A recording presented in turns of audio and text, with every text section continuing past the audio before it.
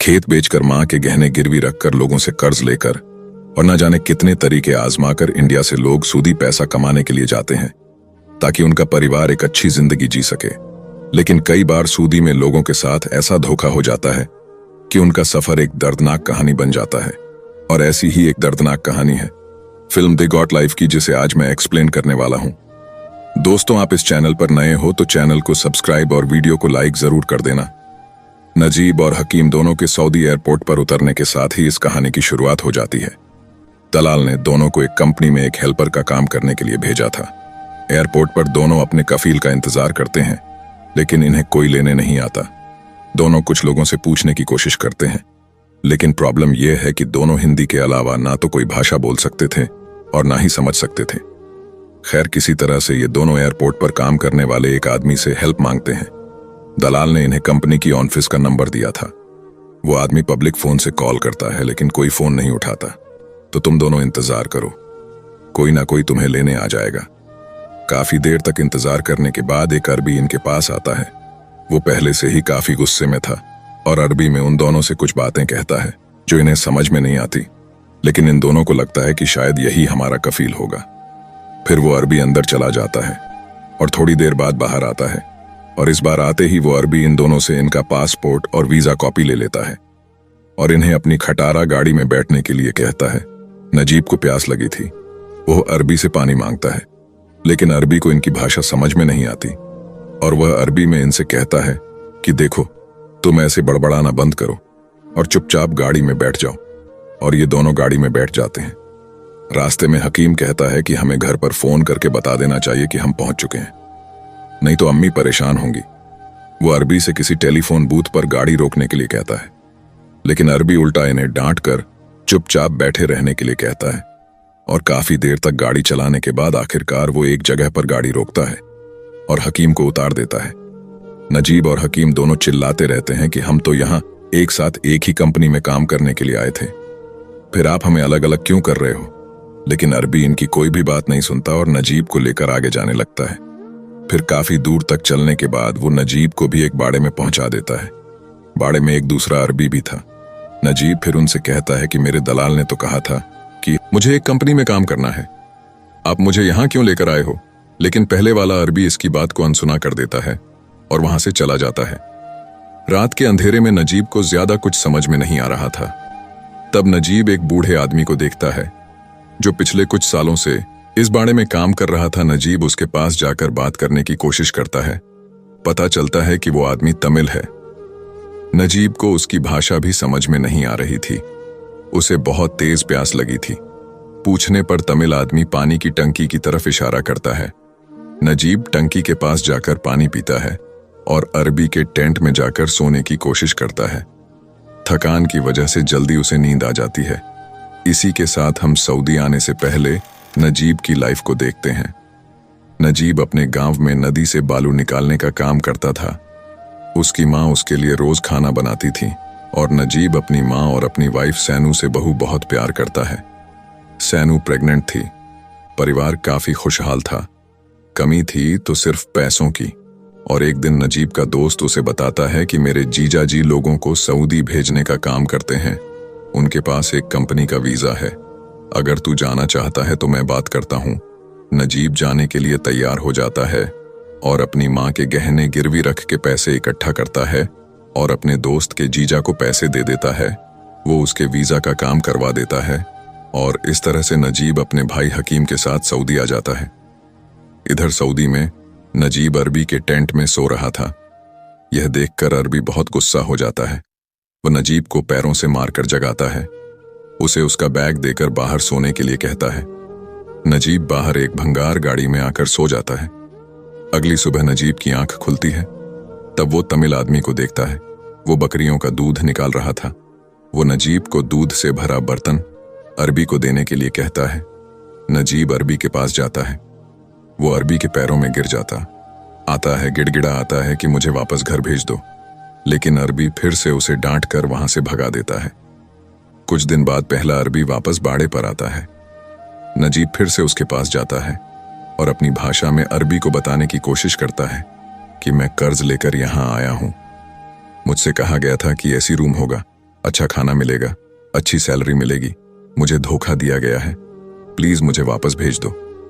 वो अरबी को अपनी एक डायरी दिखाता है जिसमें नजीब ने किससे कितना कर्ज लिया है लिखा हुआ था और कुछ कांटेक्ट नंबर्स भी लिखे थे। अरबी तुरंत उस डायरी को फाड़कर फेंक देता है और उससे चुपचाप काम करने के लिए कहता है। नजीब समझ चुका था कि अब मैं यहां फंस चुका हूं। शाम को नजीब गुमसुम बैठा हुआ था। कुछ दिनों से उसने खाना नहीं खाया था। अरबी उसे अपने पास बुलाता है। वह नजीब को खाने के लिए एक मोटी रोटी का टुकड़ा देता है। नजीब उसे खाता है तो खाना गले से नीचे नहीं उतरता। तब अरबी उसे बताता है कि इस रोटी को पानी में डुबकर खाओ। खाने के बाद नजीब उस तमिल आदमी के पास जाता है। उससे पूछता है कि तुम्हारा नाम क्या है, तुम यहां कितने सालों से काम कर रहे हो। जवाब मिलता है कि मुझे याद नहीं। अगली सुबह नजीब पानी लेकर हगने बैठा था। तभी अरबी आकर उससे पानी छीन लेता है और उसे बालू से साफ करने के लिए कहता है, क्योंकि वहां हफ्ते में एक बार पानी का टैंकर आता था और टंकी में पानी भरकर चला जाता था।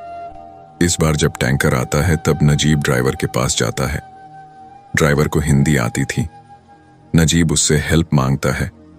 अरबी उन दोनों को बात करते हुए देख लेता है और अपनी बंदूक लेकर वहां पहुंच जाता है और नजीब को मारकर बेहोश कर देता है।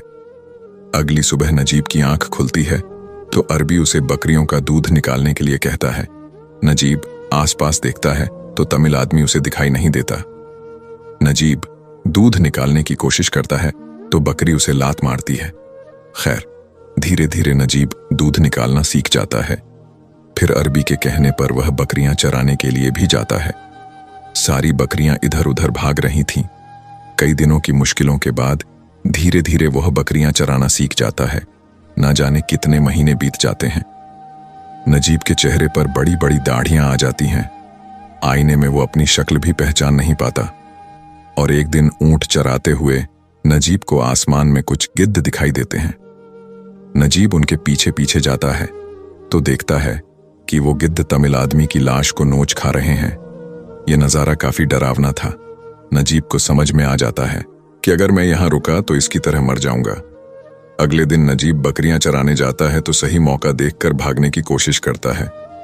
तभी अरबी अपने ऊंट पर बैठकर उसके पीछे पीछे आ जाता है और मार मार कर उसे लंगड़ा बना देता है। नजीब अब बुरी तरह से डर चुका था, हिम्मत हार चुका था। महीनों बाद एक दिन वह बकरी चरा रहा था। तभी बारिश होने लगती है। नजीब बकरियों को लेकर एक चट्टान के पीछे छुप जाता है। चट्टान के नीचे से एक रास्ता था। नजीब उस रास्ते से चट्टान के दूसरी तरफ जाता है। वहां भी एक और आदमी बकरी चरा रहा था। नजीब उसके पास जाता है। वह कोई और नहीं, नजीब का भाई हकीम था। ना जाने कितने महीनों या सालों के बाद दोनों एक दूसरे को देखते हैं तो गले लगा लेते हैं। हकीम बताता है कि कुछ दिनों पहले ही मेरा कफील मुझे पुराने बाड़े से यहां लेकर आया है। लेकिन तभी हकीम का अरबी नीचे बकरियों के पास पहुंच जाता है। उसे देखते ही हकीम अपने बकरियों के पास जाने लगता है, क्योंकि दोनों को पता था कि अगर अरबी ने उन्हें साथ में देख लिया तो बहुत मारेगा और फिर से दूर दूर कर देगा। कुछ दिनों बाद हकीम एक अफ्रीकन साथी के साथ आता है। वो नजीब को बताता है कि इस आदमी का नाम कादिरी है और यह भागने में हमारी मदद करेगा। कादिरी पहले भी उस इलाके में काम कर चुका था, उसे रास्ता मालूम था। कादरी उन्हें बताता है कि कुछ दिन बाद कफील के बेटी की शादी है। उस दिन बाड़े पर रखवाली करने वाला भी कोई नहीं होगा और उस दिन हम लोग यहां से भाग जाएंगे। शादी की सुबह बाड़े से सभी अरबी चले जाते हैं। उनके जाते ही नजीब को आजादी मिल जाती है। वह अपने सारे कपड़े उतार देता है, पानी की टंकी के पास जाता है, नहाता है और अपने कपड़े पहनता है जिसे आज तक उसने संभाल कर रखा था। तभी हकीम और कादरी वहां आ जाते हैं और तीनों आजादी की उम्मीद लेकर सफर पर निकल जाते हैं, बिना इस बात की परवाह किए कि उनका यह सफर कितना मुश्किल होगा। सुनसान बेजान रेगिस्तान में उन्हें दूर दूर तक कोई नजर नहीं आता। चलते चलते रात हो जाती है। अगली सुबह आंख खुलते ही ये लोग फिर से चलना शुरू करते हैं। प्यास से इनका गला सूखने लगता है। हकीम को थोड़ी दूर पर पानी दिखाई देता है। वह दौड़कर जाता है तो पता चलता है कि वह धूप में चमकती हुई रेत को पानी समझ रहा था। पानी तो नहीं था, लेकिन वहां पानी ना मिलने की वजह से एक ऊंट मरा पड़ा था। खैर, ये लोग कुछ दिनों तक चलते रहते हैं, लेकिन अब वो रास्ता भटक जाते हैं। वो बस सूरज की दिशा में चलते जा रहे थे। धूप और प्यास की वजह से उनकी हालत खराब हो जाती है और प्यास की वजह से तड़पते हुए हकीम की मौत हो जाती है। नजीब अपनी आंखों के सामने अपने भाई को तड़पता हुआ मरता हुआ देखता है, लेकिन कुछ कर नहीं पाता। कादरी उसे हिम्मत दिलाता है और समझाता है कि जब तक हमारी सांसें चल रही हैं, हमें चलते रहना होगा। रेतीले तूफानों और धूप का सामना करते हुए वह आगे बढ़ते हैं और आखिरकार रेगिस्तान के बीच उन्हें एक जगह पर पानी दिखाई देता है। नजीब पागलों की तरह पानी की तरफ भागता है, लेकिन कादरी उसे रोक देता है और फिर कपड़ा पानी में डुबाकर उसे थोड़ा थोड़ा आराम से पानी पिलाता है। कादरी को पास में ही एक बोतल मिल जाती है। वो दोनों कुछ देर तक वहां आराम करते हैं, फिर बोतल में पानी लेकर आगे बढ़ जाते हैं। रात बिताने के लिए दोनों एक जगह पर रुकते हैं और अगली सुबह जब नजीब की आंख खुलती है तो कादरी कहीं भी नजर नहीं आता। वो गायब हो चुका था। आज नजीब अकेले ही आगे बढ़ता है और आखिरकार बहुत बुरी कंडीशन में वो पक्की सड़क पर पहुंच जाता है। उसकी हालत बहुत खराब थी। कई सारी गाड़ियां वहां से गुजरती हैं, लेकिन कोई भी नजीब के लिए नहीं रुकता। तब एक भला अरबी जो उस रास्ते से गुजर रहा था, वो नजीब की मदद करता है। उसे अपनी गाड़ी में बिठा है, पीने के लिए पानी देता है और फिर नजीब को शहर में लाकर छोड़ देता है। इधर उधर भटकते हुए नजीब एक होटल के सामने बेहोश हो जाता है। उस होटल में कुछ इंडियन सोशल वर्कर्स काम करते थे। वो नजीब को लेकर जाते हैं, उसके जख्मों का इलाज करते हैं। ये लोग धोखा देकर ऐसे ही सऊदी भेजे गए भारतीयों की हमेशा मदद करते थे। नजीब उन्हें अपने घर का एड्रेस दे देता है। वो भारत में नजीब के घर का पता लगा लेते हैं और यह आदमी फोन पर नजीब और उसकी फैमिली से बात करवाता है। सऊदी आने से पहले नजीब की वाइफ प्रेग्नेंट थी। वो नजीब को बताती है कि आपका बेटा अब 4 साल का हो गया है, आप जल्दी से घर वापस आ जाइए। नजीब के पास कोई डॉक्यूमेंट नहीं था, इसलिए उसे कैंप भेज दिया जाता है। कैंप में बहुत सारे लोग थे जो नजीब की तरह काम छोड़कर भागकर कैंप में आए थे। कैंप में हर रोज कई सारे कफील आते हैं और अपने अपने नौकरों को लेकर चले जाते हैं। बाकी के लोग दुआ करते हैं कि उनका पेपर बनने से पहले कहीं उनका कफील ना आ जाए। और एक दिन नजीब को लेकर जाने वाला अरबी भी कैंप में आता है। वो नजीब को देखते ही पहचान जाता है और अरबी में कहता है कि तू काम छोड़कर भाग आया। शुक्र मना कि मैं तेरा ओरिजिनल कफील नहीं हूं, नहीं तो इस बार ले जाकर मैं तुझे मार डालता। दरअसल इस अरबी ने उन दोनों को एयरपोर्ट पर परेशान देखकर उनका फायदा उठाया था। खैर 3 महीने बाद नजीब का पेपर वर्क कंप्लीट हो जाता है और उसे इंडिया वापस भेज दिया जाता है। नजीब की तरह न जाने कितने लोग अच्छी कमाई, आरामदायक जिंदगी का सपना लेकर सऊदी जाते हैं, लेकिन धोखाधड़ी का शिकार हो जाते हैं। नजीब की तरह कुछ लोग वापस आकर अपनी आप बीती तो सुना देते हैं, लेकिन कुछ लोगों की कहानियां उस तमिल आदमी की तरह बेजान रेगिस्तान में कहीं दब जाती हैं और उनकी लाश गिद्ध का खाना बन जाती है। आपको ये फिल्म कैसी लगी दोस्तों? आप इस चैनल पर नए हो तो चैनल को सब्सक्राइब और वीडियो को लाइक जरूर कर देना।